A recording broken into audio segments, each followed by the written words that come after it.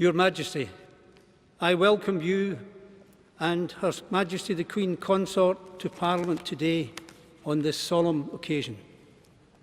Her late Majesty, our treasured Queen, and your beloved and deeply missed mother came here to Westminster Hall many times to receive the congratulations of her loyal subjects in the two Houses of Parliament and to celebrate with them historic landmarks and her long life of dedicated public service.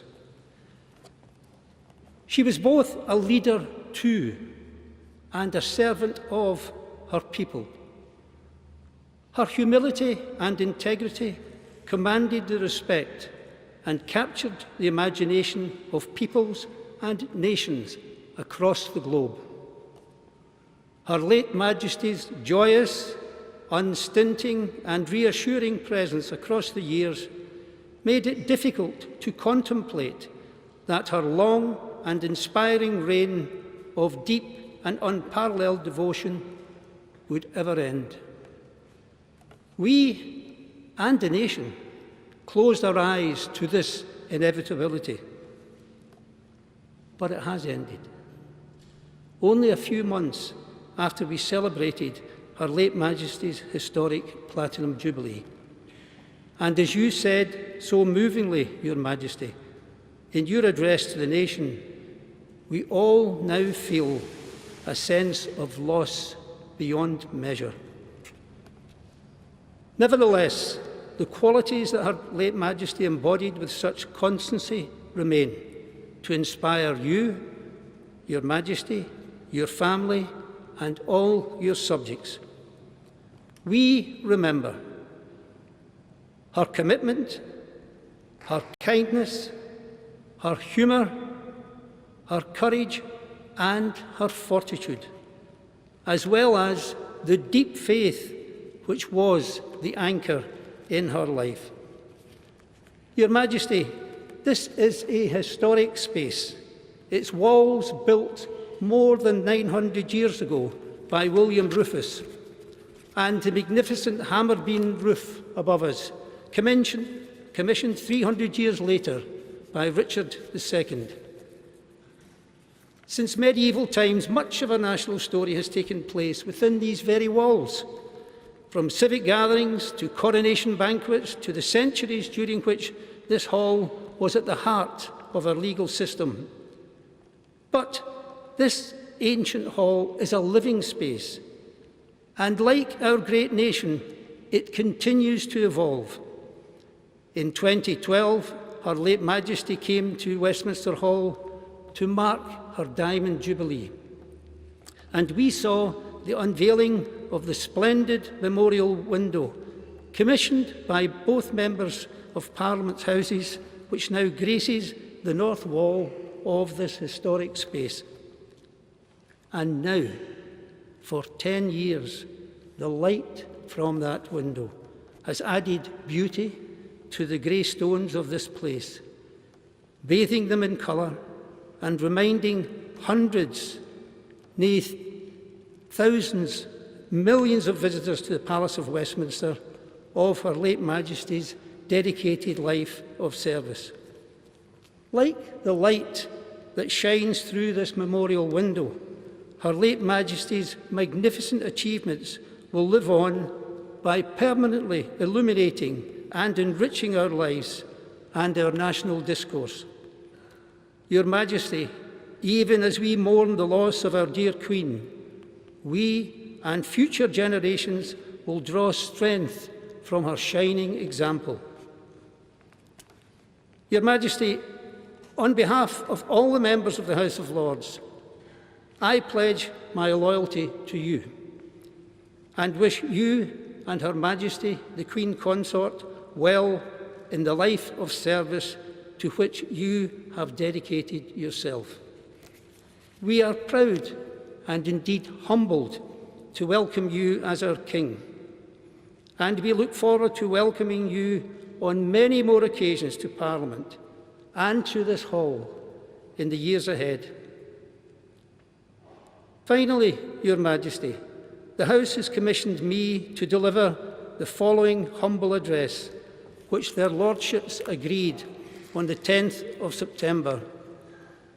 I shall now read the address.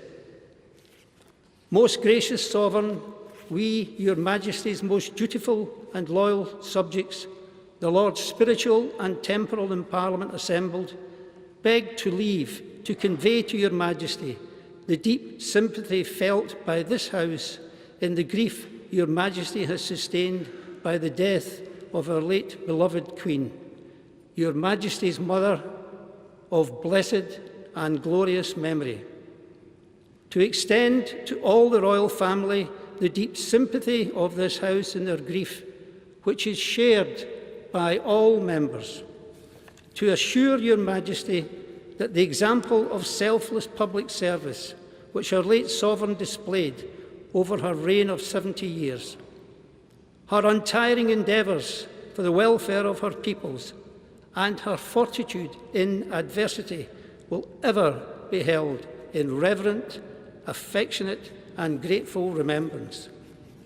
And to express to your Majesty our loyalty to your Majesty's royal person and our firm conviction that under the blessing of divine providence, your Majesty will, throughout your reign, further the happiness and protect the liberties of all your peoples in all your realms.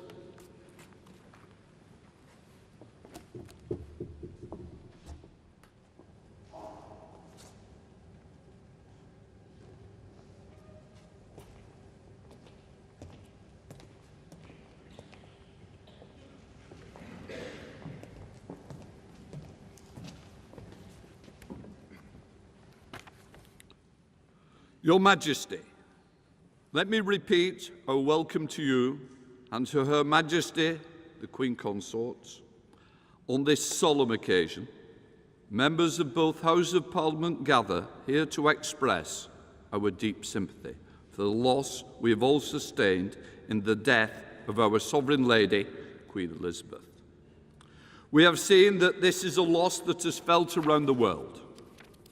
It is a loss to the United Kingdom, the overseas territories, the Crown dependencies, and many countries over which she reigned. It is a loss to the entire Commonwealth, which she did so much to nurture. It is a loss to all of us, but we know, most of all, it is a loss to you, Your Majesty, and to the royal family. Newspapers have been filled with photographs of Her late Majesty since the news broke. The most touching have been the glimpses into the family life which we usually kept sheltered from public view. Deep as our grief is, we know yours is deeper. We offer our heartfelt sympathy to you and all the royal family. We know that there is nothing we can say in the praise of our late Queen, your mother, that you will not already know. Over the past days, members of the House have spoken of their encounters with Queen Elizabeth. They have spoken of her sense of duty, her wisdom, her kindness, her humour, how she touched the lives of hundreds of thousands of their constituents in her visits to every part of this country. Their words have been heartfelt. She sat in this historic hall, as you sit now on many occasions. Some of those occasions were to celebrate milestones in her own reign.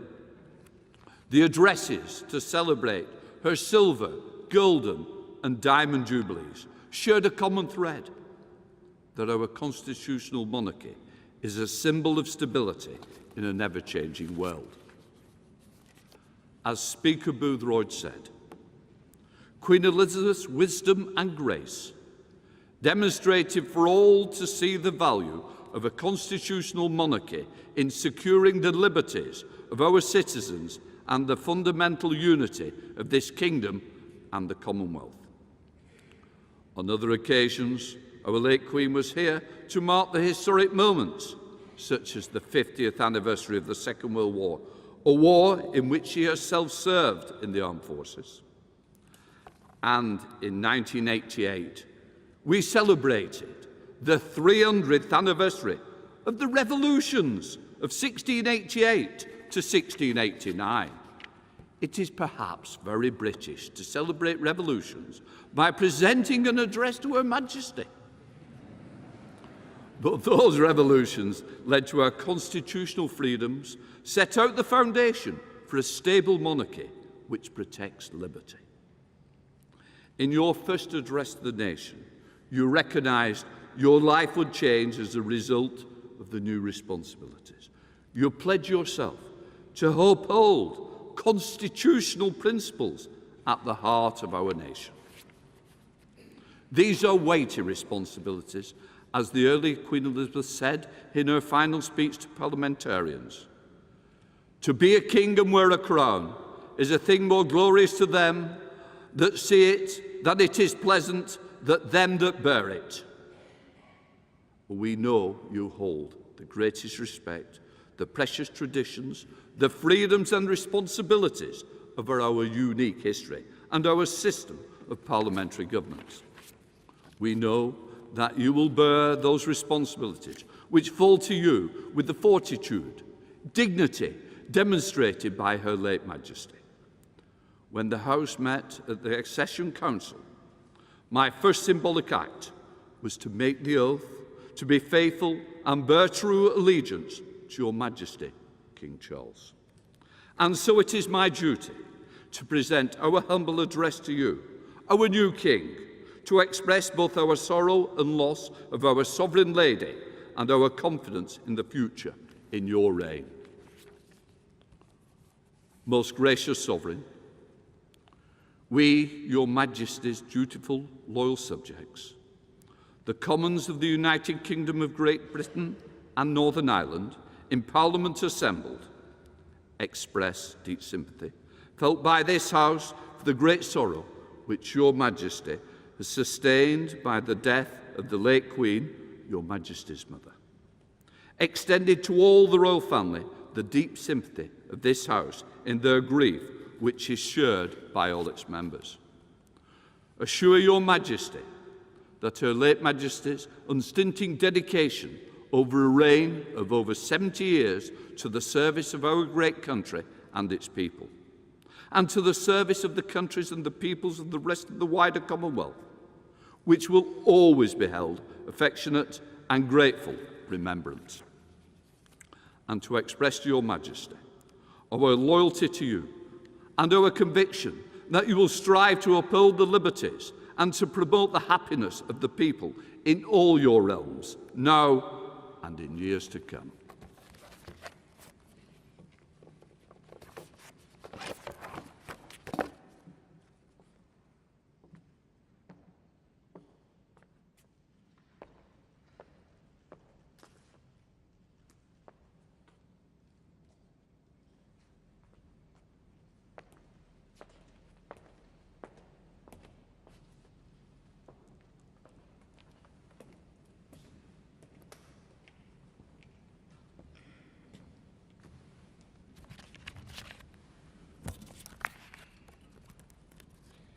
My Lords and members of the House of Commons, I am deeply grateful for the addresses of condolence by the House of Lords and the House of Commons, which so touchingly encompass what our late sovereign, my beloved mother, the Queen, meant to us all. As Shakespeare says of the earlier Queen Elizabeth, she was a pattern to all princes living. As I stand before you today, I cannot help but feel the weight of history which surrounds us and which reminds us of the vital parliamentary traditions to which members of both houses dedicate yourselves with such personal commitment for the betterment of us all. Parliament is the living and breathing instrument of our democracy. That your traditions are ancient, we see in the construction of this great hall, and the reminders of medieval predecessors of the office to which I have been called, and the tangible connections to my darling late mother we see all around us, from the fountain in New Palace Yard, which commemorates the late Queen's Silver Jubilee, to the sundial in Old Palace Yard for the Golden Jubilee, the magnificent stained glass window before me for the Diamond Jubilee, and so poignantly and yet to be formally unveiled, your most generous gift to Her late Majesty to mark the unprecedented Platinum Jubilee, which we celebrated only 3 months ago with such joyful hearts. The great bell of Big Ben, one of the most powerful symbols of our nation throughout the world, and housed within the Elizabeth Tower, also named for my mother's Diamond Jubilee, will mark the passage of the late Queen's progress from Buckingham Palace to this Parliament on Wednesday. My Lords and members of the House of Commons, we gather today in remembrance of the remarkable span of the Queen's dedicated service to her nations and peoples. While very young, Her late Majesty pledged herself to serve her country and her people, and to maintain the precious principles of constitutional government which lie at the heart of our nation. This vow she kept with unsurpassed devotion. She set an example of selfless duty, which, with God's help and your counsels, I am resolved faithfully to follow.